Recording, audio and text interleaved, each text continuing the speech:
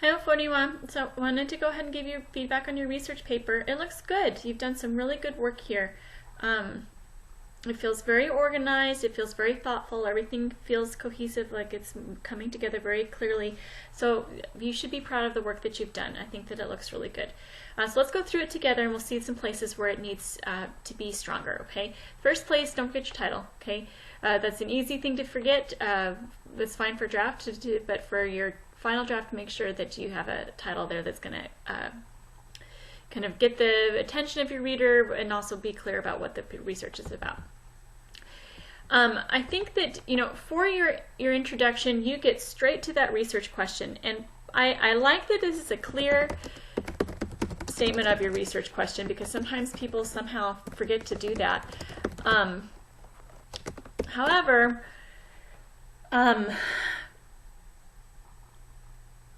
you're kind of getting into it a little bit too quickly. So you remember from the beginning of the semester we talked about how every rhetorical situation has exigence, right? There's like a need or an urgency for it, and you're not really showing any of that here. So it's hard for us to be invested and engaged in your research paper when we're not really sure what the problem is. Like, why do we need to be paying attention to that? What's going to be the point here?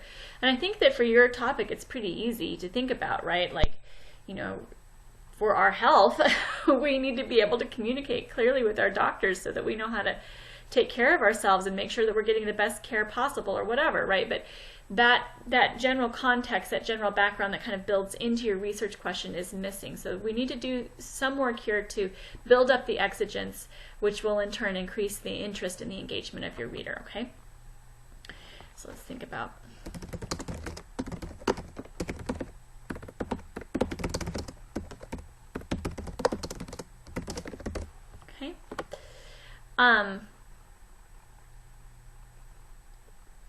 so I think that this paragraph here, you do a great job of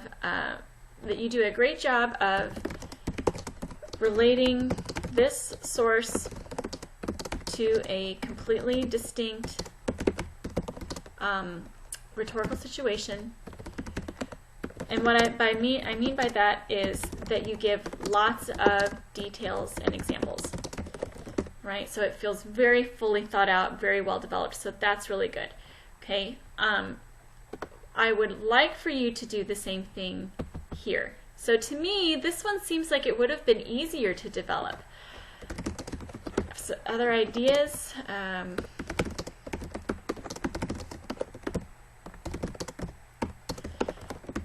I think that this previous paragraph about where you're talking about the Grant Davy article and the rhetorical situations, that one was a lot more work to kind of talk about how this is relevant to your research question. This article is completely relevant to your research question, right? Like, there's a ton of ideas there that are completely meshing in with what you're going to be doing your interviews about, right? So it seems to me like there is a lot more that you could be saying here. What strategies are recommended here? For example. Or you could even think about like what problems they see with communications. I don't know, but I think that the reader would benefit from some more of that specific information about the particular communication between patients and physicians and the strategies that could be used, right? Like you're talking about to promote patient coping, but I don't know what are these communication techniques that you mention here. So you're mentioning some of them, but I'm guessing that there's probably a lot more there that we could talk about. So just because I said 2 sources doesn't mean just 2 quotes. You can use as many quotes there as you need. Anything and everything that you feel is relevant and useful to your research question, you can use there, and then be talking about it and explaining it as you go. I also want to encourage you to think of a stronger transition here. How are these ideas building upon each other? Right? How are they connected? Right? So you can use a transitional phrase, you can turn it into a whole paragraph, but there's got to be a bigger connection besides the fact that, you know, they're both articles, right? There's something else that needs to be happening there. Okay, this is a really useful transition. It helps us see exactly where you're going.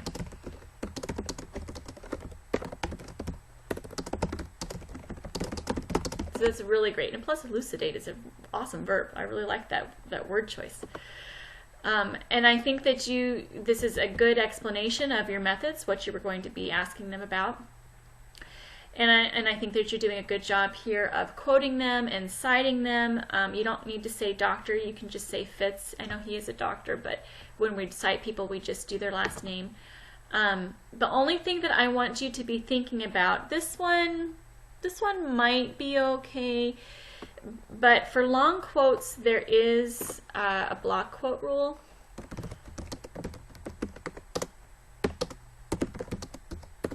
And I'm going to just flip over to the Purdue OWL website that talks about that. So let's see. In-text citation, formatting quotations, short quotations, longer quotations. So for more than 4 lines of prose. So yours is right on the edge of maybe being long enough for a block quote. What you would do is increase the left margin by ½ an inch. They say here to keep it double space. I usually put it to single space, but I guess we should do what MLA says to do. Just so that we see that this is not your writing, that this is somebody else's words, right? So you can use a block quote or mix in paraphrase with direct quote. Okay, just so that it's just not this huge chunk of text. Now, so you're doing a good job here with all of your reporting the results, and you know, I think that you're transitioning nicely between them. What I really like is this part here, where you're integrating your secondary source right there with the primary results. This is a great way to set up for analysis, right? Because you've got these ideas from these people who have published it already, and then you're going to give what Dr. Fitz says, right? It's a perfect setup for analysis. So that I really like. And one of my main comments, I think the main thing that I want you to focus on for your research is to add more analysis. So you're sharing a lot of this feedback, a lot of these results, and that's great. And then you're kind of drawing a general conclusion at the end of it. And then you're drawing some general conclusions here, which is really useful. This paragraph, by the way, is very successful. You're drawing these general conclusions. There. This is successful.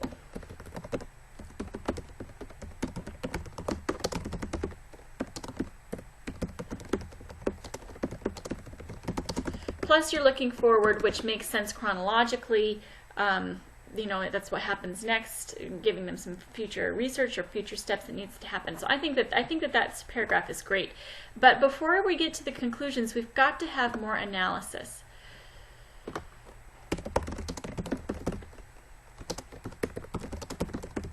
Because in order to come up with those conclusions, you've got to now analyze your results. Now, you've got 2 possibilities of how you could do this, in my opinion. You could include analysis at the end of each of your results paragraphs, or you could include an analysis paragraph before your conclusion, so right here. You're already starting to do this, including analysis at the end of each of your results paragraphs, but right now it's really kind of vague. So either way, what I want you to do is maybe, you know, instead of this very vague statement, could you instead compare these results to what the research says, the published research says? You would need to cite the research, You don't necessarily have to quote it, but you can cite it, cite the ideas from it. And then we're able to draw those conclusions. So it's like, the reason that we do that secondary research from those articles is to give us not just background knowledge, but a foundation on which to build our research, so that when we've got our results, we can come back to what others have done before us and use that to analyze our new results. Maybe our new results contradict what other people have said, or maybe they build on them. In this case, it seems like they're building on them. And that's fine, but we don't want to just completely ignore the work that's come before us when we're analyzing our own results, right? That kind of all builds up and builds together. So you can do that, it looks like you're already trying to do that at the end of each of these results paragraphs, so maybe go ahead and make that analysis more rigorous there by pulling in those ideas from your sources. Or, as I said, you could do a analysis paragraph here before you get to your conclusion. That's probably the main thing that I want you to focus on for your revisions, is really building in that analysis. That will probably be easier after you have already built up this paragraph a little bit more with more ideas about the actual communication strategies. Okay, so this already looks good, Oforiwaa. I really don't have any doubt that it will turn into a very strong paper. Think about where you want your paper to go, what revisions you want to do. If you have any questions, let me know, and I will look forward to talking to you about this in our office hour visit. Thanks for your good work.